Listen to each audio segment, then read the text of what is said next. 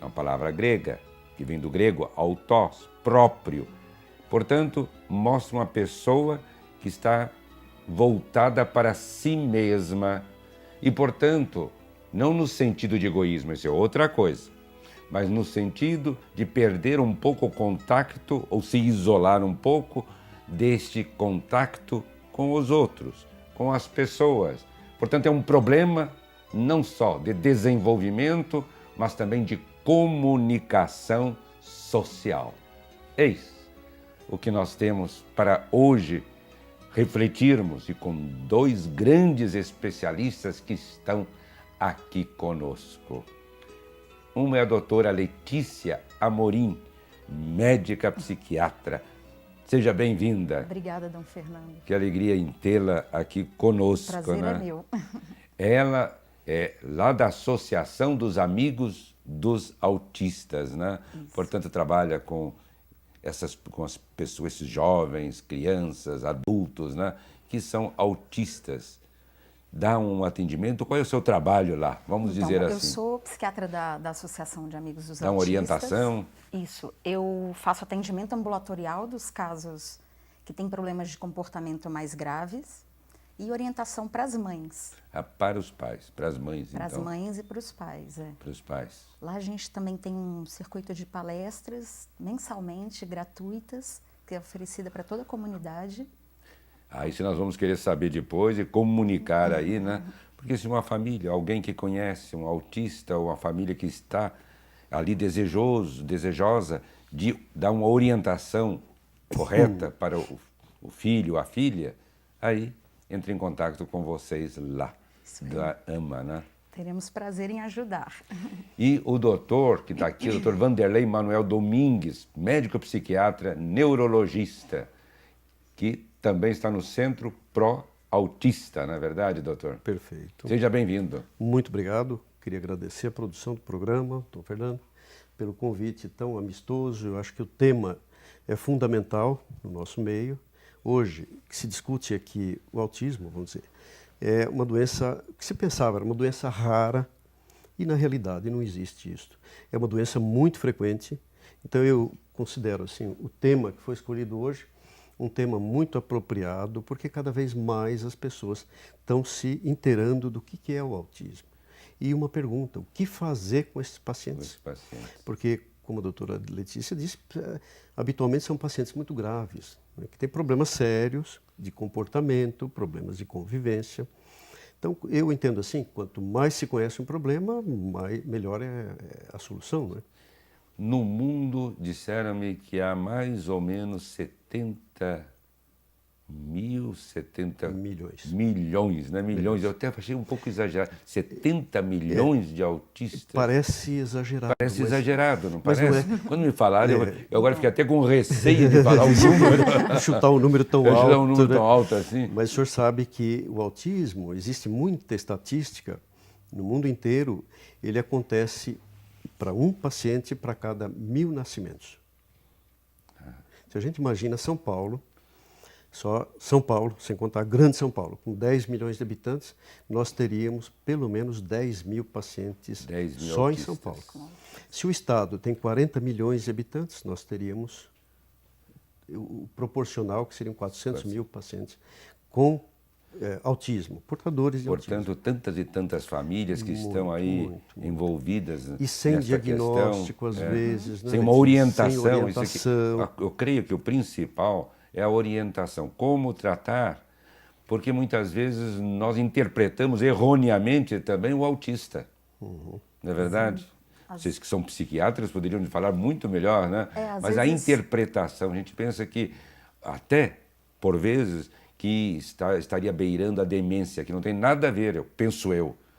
Não. Nada a ver. Autismo não tem nada a ver com demência, nem com esquizofrenia. Nem esquizofrenia. E às vezes confundem. Confundem. Eu acho que esse é o grande risco. E, portanto, há uma orientação muito mais sadia, em que valorizamos também aquele que é autista.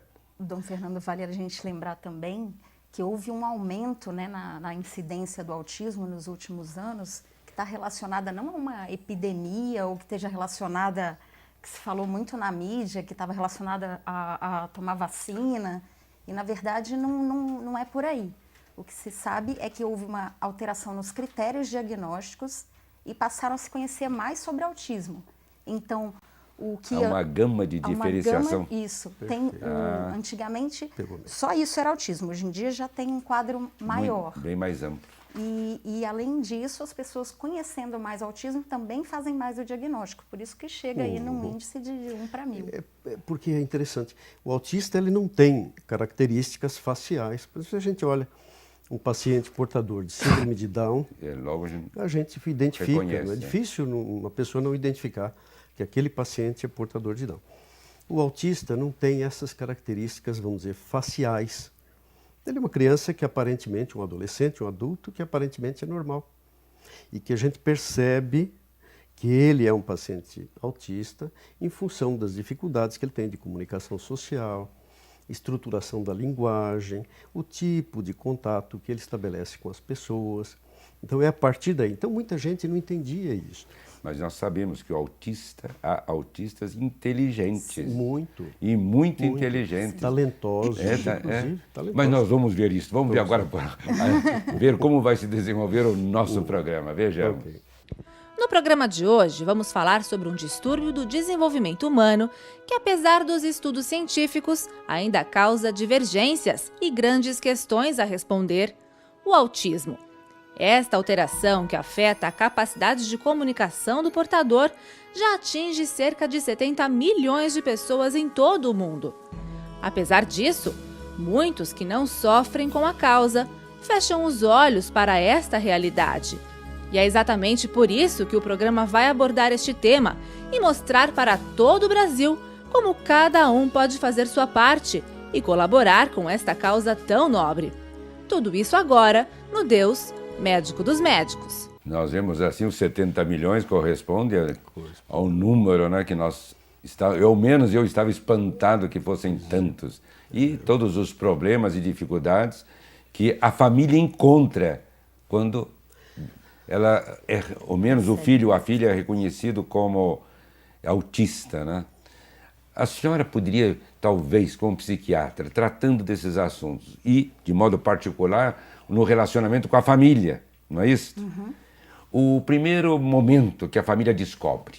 A família fica em estado Mas de luto. como que ela descobre, por assim dizer? Vamos dizer, ela está ali, a criança é por não falar ou não comunicação. Os primeiros sinais são um atraso no desenvolvimento, principalmente da fala. Da fala. A partir daí, a mãe começa uma maratona de passar em profissionais como fono, pediatra, neuropediatra e o psiquiatra infantil. Quando a mãe recebe um diagnóstico desse, vem como uma sentença, porque como a maioria ainda tem aquela ideia de que o autismo é um sujeito que não se comunica, que vive isolado no mundo dele, e ainda tem um preconceito em relação às mães, porque no passado o quadro de autismo era associado à frieza materna. Então, por isso, as mães sentem uma carga, um peso em cima delas. Como se fossem culpadas, né? Isso. Por volta da década de 70, isso caiu, graças a Deus, por água abaixo, e agora se sabe que o autismo não está relacionado à frieza ou falta de contato da relação mãe-bebê, e sim a um transtorno global do desenvolvimento. E esse transtorno global do desenvolvimento tem uma causa simplesmente psicológica, física? Doutor, o que o senhor nos diz a esse respeito? Bem colocado pela doutora Letícia. Se pensou muitos anos, durante muitas décadas, que o autismo seria a consequência, aquilo que a gente evidenciaria a partir de um desenvolvimento onde a mãe não supria a criança das suas necessidades, principalmente as necessidades afetivas. Posteriormente se viu que não, é uma doença do sistema nervoso, transtorno do sistema nervoso. Vamos dizer, na maioria dos casos, as crianças nascem autistas. Em torno lá de 1 ano e 8 meses, 2 anos, quando ela começa, vamos dizer, que se espera que ela desenvolva a fala, aí a linguagem começa a se atrasar. Agora, nós devemos também tomar cuidado, penso eu, doutor, porque há crianças que começam a falar depois de 2 anos e não são autistas. Perfeito, sim. Não é verdade? Tem lá. Quantas crianças